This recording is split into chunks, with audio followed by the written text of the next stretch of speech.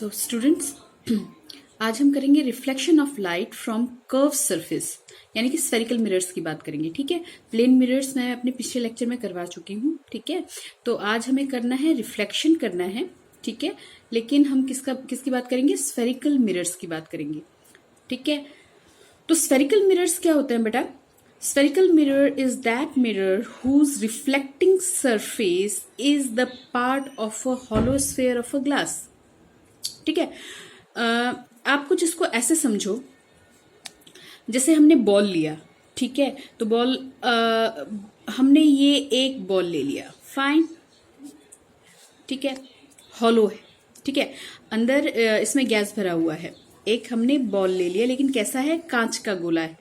ठीक है, अब इसमें से इतना पोर्शन मैं काट के निकाल दूं, चाहे इधर वाला पोर्शन चाहे इधर वाला पोर्शन, यानी कि ये वाला पोर्शन मैं इतना काट के निकाल दूं। ठीक है, तो वो जैसे मैंने ये वाला काट के निकाल दिया, मान लो इधर वाला ये वाला हिस्सा मैंने ये काट के ये निकाल दिया। ठीक है, ठीक है, अब जो ये कर्व पार्ट आया ना, ये कर्व पार्ट हमारे पास अब डिपेंड कर रहा है कि तुमने बाहर शेड किया या अंदर इसमें पॉलिश किया, बाहर पॉलिश किया या अंदर पॉलिश किया, उसके हिसाब से इसके नाम अलग अलग हो जाएंगे। लेकिन हम स्फेरिकल मिरर पढ़ते टाइम पे पहले डेफिनेशन के ऊपर ध्यान देंगे कि स्फेरिकल मिरर क्या होता है, जिसका रिफ्लेक्टिंग सरफेस की बात करो बेटा। रिफ्लेक्टिंग सरफेस वो सरफेस जहां पे रिफ्लेक्शन टेक पार्ट करता है, यानी कि लाइट आके टकराएगी, टकरा के वापस जाएगी, वही हमारा रिफ्लेक्शन फिनोमिना है। ठीक है ना, तो ये जो रिफ्लेक्टिंग सरफेस जो है वो किसका हिस्सा होगा, कहां से होगा? Hollow sphere of a glass. ठीक है, अब देखिए इसकी जरूरत क्यों पड़ी? रिफ्लेक्शन तो हम प्लेन मिरर से भी कर रहे थे, लेकिन इसकी जरूरत क्यों पड़ी बेटा? जरा समझो, जब मैं प्लेन मिरर ले रही थी तो मैंने कहा था कि प्लेन मिरर जो आप लेंगे उसका एक साइड हमारे पास क्या होगा? पॉलिश होगा, सिल्वर ग्रे से पॉलिश होगा। ये मैं आप लोगों को बता चुकी थी। प्लेन मिरर में दिक्कत ये होती है कि जब पैरेलल लाइट रेज आके टकराती है ना, इस पे पैरेलल बीम ऑफ लाइट आके जब इस पे टकराएगी तो टकरा के ना ये वापस ऐसे ही पैरेलली ही टकरा के वापस चली जाती है। समझे बात? समझ में आ रही बात? ठीक है ना, यानी कि पैरेलली इंसिडेंट हुई, टकराने के बाद फिर पैरेलली क्या हो गई? रिफ्लेक्ट बैक हो गई। इस केस में दिक्कत ये आती है कि लाइट हमारी कन्वर्ज या डाइवर्ज नहीं हो पाती। अब ये क्या कन्वर्ज किया है मैडम, डाइवर्ज किया है मैडम? कन्वर्ज देखिए बेटा, कन्वर्ज होता है लाइट का इकट्ठा होना। समझ रहे हैं बात? मैंने बताया था लाइट रेज का एक जगह पे इकट्ठा होना। जैसे ये पॉइंट है, तो इस पॉइंट पे लाइट रेज एक ही पॉइंट पे अगर आके मिल जाए, वो हमारी क्या कहलाएंगी? कन्वर्ज। और डाइवर्ज क्या होंगी? लाइट अगर मेरी इस तरह से फैल रही हो, बाहर की तरफ निकल रही हो, ठीक है, बाहर की तरफ निकल रही हो, तो ये मेरे पास क्या हो जाएगा? डाइवर्ज। ठीक है, तो प्लेन मिरर में ना ये नहीं संभव हो पाता। डाइवर्ज यानी कि स्प्रेड आउट, डाइवर्ज यानी कि लाइट क्या हो रही है? स्प्रेड हो रही है। ठीक है, कन्वर्ज यानी एक ही जगह पे क्या हो रही है? इकट्ठी हो रही है। ठीक है, तो अगर मैं प्लेन मिरर लेती हूं तो प्लेन मिरर में कन्वर्जिंग और डाइवर्जिंग फिनोमिना समझ में नहीं आएगा। हमने क्या लिया? अब स्फेरिकल मिरर लिया। स्फेरिकल मिरर क्या लिया? ये हमारे पास होलो स्फेयर ऑफ ग्लास का एक टुकड़ा, मैंने इतना सेक्शन इसका काट के निकाल लिया। चाहे तुम ये वाला पोर्शन निकालो, चाहे तुम ये वाला पोर्शन निकालो, ये एक कर्व पोर्शन मैंने यहां से निकाल लिया। ठीक है, अब किस हिस्से पे पॉलिश होगा? अंदर वाले पे कि बाहर वाले पे? इस पॉलिशिंग के हिसाब से हमारे पास स्फेरिकल मिरर दो कैटेगरी में डिवाइड हो जाती है। ठीक है, स्फेरिकल मिरर कितनी तरह से हमारे पास हमें दिखने को मिलता है? एक होता है बेटा कॉनकेव मिरर, और दूसरा हमारे पास होता है कॉन्वेक्स मिरर। मैं सबसे पहले कॉनकेव मिरर की बात करती हूँ बेटा। कॉनकेव मिरर में क्या होगा? Concave mirror is that in which the reflection of light take place at the concave surface or the bend in the surface. आपने चम्मच घर में देखा है ना, चम्मच, तो चम्मच ये इस तरह का कुछ शेप होता है ना, ऐसा है ना। तो ये जो अंदर वाला हिस्सा है ना, ये कॉनकेव, ये बेंट हिस्सा कहलाता है। ठीक है, तो जब हम कॉनकेव मिरर की बात करेंगे तो बेटा कॉनकेव मिरर में हमारे पास हम ले लेंगे इस तरह से इसका बाहर का हिस्सा क्या हो जाएगा? पॉलिश्ड हो जाएगा, फाइन। और जो रिफ्लेक्शन होगा वो हमारा रिफ्लेक्शन अंदर वाले यानी कि लाइट आके कहाँ टकराएगी बेटा, अंदर वाले हिस्से पे टकराएगी, कॉनकेव। ठीक है, बहुत से बच्चे बहुत से तरीके से याद रखते हैं बेटा, कॉनकेव यानी केव, अंदर का हिस्सा। ठीक है, इसको बाकी हम डिफाइन कैसे करते हैं, कॉनकेव सरफेस यानी कि बेंट सरफेस। तो लाइट अंदर वाले हिस्से पे आके टकराएगी, बेंट वाले हिस्से पे, और बाहर वाला बल्जी साइड जो है, उठा हुआ साइड जो है, वो क्या होगा, पॉलिश्ड होगा। This is our concave mirror. This is the definition of the concave mirror, that it is that in which the reflection of light take place at the concave surface or the bent। ठीक है, reflection कहाँ पे होगा, यानी light आके कहाँ टकराएगी, अंदर वाले हिस्से पे टकराएगी, वो हो गया कॉनकेव मिरर। और दूसरा हमारे पास क्या है बेटा, convex mirror. Fine, convex mirror. बेटा कॉन्वेक्स मिरर क्या होता है, डेफिनेशन देख लेते हैं। Is that spherical mirror in which the reflection of light take place at the convex surface, यानी कि बल्जिंग आउट जो बाहर वाला सरफेस होगा उस पे। यानी इसका जो डायग्राम मैं बनाऊं तो डायग्राम इस तरह से बन जाएगा, अंदर वाला साइड क्या होगा, पॉलिश्ड। ठीक है, और रिफ्लेक्शन कहाँ होगा, रिफ्लेक्शन आके यहाँ पे होगा, उठे हुए हिस्से पे होगा। ठीक है, ठीक है बेटा, ऐसे ही याद कर लेंगे आप लोग, इसमें ज्यादा दिक्कत नहीं आएगी। यानी हमने अभी तक क्या क्या पढ़ लिया, देखिए हमने पढ़ा स्फेरिकल मिरर। तो स्फेरिकल मिरर की क्यों जरूरत पड़ी, क्योंकि प्लेन मिरर में क्या होता है, पैरेलल लाइट रेज आके टकराती हैं, इंसिडेंट होती है और पैरेलली ही क्या हो जाती है, वापस हो जाती है। हम वहां पे क्या नहीं कर सकते, कन्वर्ज या डाइवर्ज नहीं कर सकते। ठीक है, तो कन्वर्ज और डाइवर्ज मैंने आपको समझा दिया। कन्वर्ज यानी कि लाइट रेज का एक जगह पे इकट्ठा हो जाना, और डाइवर्ज का मतलब यानी कि इसका स्प्रेड आउट होना लाइट का। तो इसके लिए हमने क्या किया, हमने कहा कि स्फेरिकल मिरर बनाते हैं। तो स्फेरिकल मिरर हमने क्या कहा कि क्या है ये स्फेरिकल मिरर, एक मेरे पास हॉलो स्फेयर ऑफ ग्लास है। ठीक है, इसमें अब रिफ्लेक्टिंग सरफेस कौन सा होगा, इस बेसिस पर इसकी स्फेरिकल मिरर की भी क्या हो जाती है, दो कैटेगरी हो जाती है। स्फेरिकल मिरर दो तरह से होगा, एक हो गया हमारे पास कॉनकेव मिरर, और दूसरा हमारे पास हो गया कॉन्वेक्स मिरर। कॉनकेव मिरर कौन सा, जिसके अंदर वाले बेंड वाले हिस्से पर लाइट आके टकराएगी, रिफ्लेक्शन अंदर वाले हिस्से पे होगा, बाहर वाली साइड पॉलिश होगी, वो कॉनकेव मिरर है। और कॉन्वेक्स मिरर कौन सा, जिसके बाहर वाले सरफेस पे आके लाइट टकराएगी, यानी कि रिफ्लेक्शन आउटर सरफेस पे होगा, और अंदर वाला जो साइड है वो मेरे पास क्या हो जाएगा, पॉलिश्ड, वो मेरे पास क्या हो जाएगा, कॉन्वेक्स मिरर। ठीक है, बाकी ये कन्वर्जिंग और डाइवर्जिंग मैं अभी थोड़ी देर में बताती हूँ इसमें। ठीक है, चलिए इसके बाद कुछ डेफिनेशंस आ जाती हैं बेटा। डेफिनेशन है हमारे पास, centre of curvature, radius of curvature, pole and principal axis of the spherical mirror. अब इसको ना थोड़ा सा कुछ ऐसे समझ लो बेटा। देखिए ये मैंने एक स्फेयर लिया, हॉलो स्फेयर लिया। ठीक है, हॉलो स्फेयर ले लिया।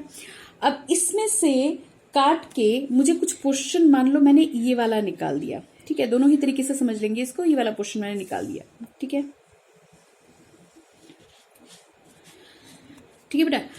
अब देखिए आपने जो स्फेयर लिया है उसका क्या होगा, रेडियस होगा। ठीक है, उसका क्या होगा, सेंटर होगा। ठीक है, सेंटर होगा, उसका क्या होगा बेटा, रेडियस होगा। ठीक है, तो यही से हम लोग इसमें हम क्या करेंगे बेटा, मान लो कि मैंने ये वाला हिस्सा काट के लिया और इस वाले पे मैंने क्या कर दिया, बाहर वाले पे मैंने क्या कर दिया, पॉलिश कर दिया। तो रिफ्लेक्शन कौन से हिस्से पे होगा, इस वाले हिस्से पे होगा। ठीक है, ठीक है। अब जितना हिस्सा आप काट के निकाल रहे हो, अब जैसे मैंने ये वाला बना लिया यहाँ पर, ये मान लीजिए ये काट के मैंने निकाल लिया। ठीक है ना, मैंने क्या कहा कि इसका बाहर वाला साइड क्या कर दो, पॉलिश कर दो। ठीक है, तो रिफ्लेक्शन कहाँ होगा, अंदर वाले पे होगा। अब बेटा इसको ध्यान से देखिए, ये जो कटा हुआ हिस्सा है वो स्फेयर का है ना। इस कांच के गोले में से मैंने कितना हिस्सा काट के निकाल लिया, ये वाला। और क्योंकि मैंने पॉलिश बाहर वाले बल्जी साइड पे किया और रिफ्लेक्शन में कहाँ जा रही हूँ, अंदर वाले साइड पे जा रही हूँ। ठीक है ना, कौन सा मिरर हो गया ये हमारे पास, कॉनकेव मिरर हो गया। ठीक है, तो अब इसमें कुछ डेफिनेशंस आ जाती हैं। एक आता है मेरे पास centre of curvature. Centre of curvature किसका, कॉनकेव मिरर का सेंटर ऑफ कर्वेचर। तो सेंटर ऑफ कर्वेचर हमारे पास क्या होगा, मैंने लिखा हुआ है बेटा, it is the centre of the hollow sphere of glass of which a mirror is a part.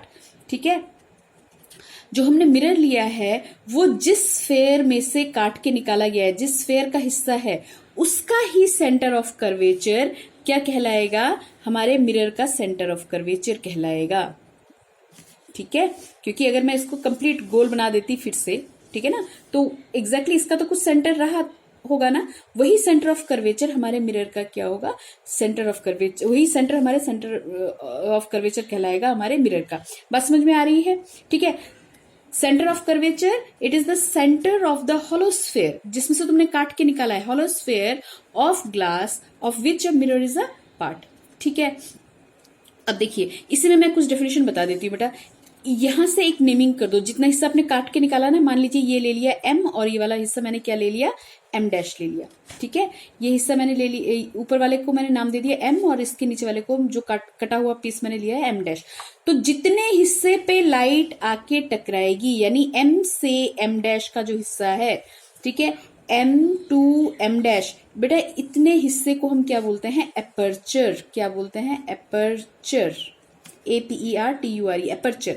Aperture वो हिस्सा होता है जितने पे लाइट आके टकराती है। अगर तुमने इतना सा टुकड़ा काट के निकाला होता तो वो क्या होता, अपर्चर। तो लाइट कितने पे टकराएगी, यहां से यहां तक, this is expose to light, light के सामने इतना हिस्सा पड़ा हुआ होगा, है ना। तो यही क्या कहलाएगा बेटा, एपर्चर कहलाएगा, ठीक है। ध्यान से समझिएगा इस चीज को। और इस एपर्चर के, यानी के इस हमारे मिरर के बिल्कुल बीच वाला जो पॉइंट होता है, सेंटर पॉइंट जो होता है, उसे हम क्या बोलते हैं बेटा, पोल बोलते हैं। बहुत इंपॉर्टेंट टर्म है, क्या बोलते हैं इसको, हम पोल बोलते हैं।